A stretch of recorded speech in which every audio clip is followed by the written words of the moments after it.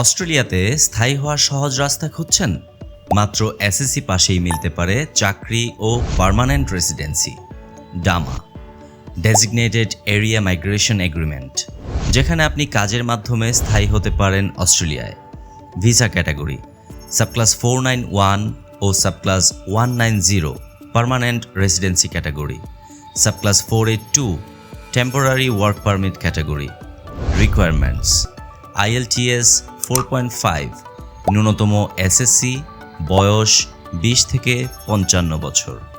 চাহিদাসম্পন্ন পেশাগুলোর মধ্যে অন্যতম রয়েছে কৃষিকর্মী, technician, cook, hotel manager, welder, driver, engineer, web developer, শিক্ষক, স্বাস্থ্যকর্মী, এনজিও কর্মী এবং আরও অনেক পেশা।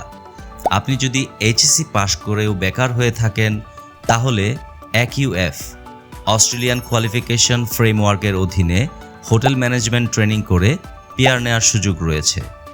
আজই যোগাযোগ করুন আমাদের সঙ্গে।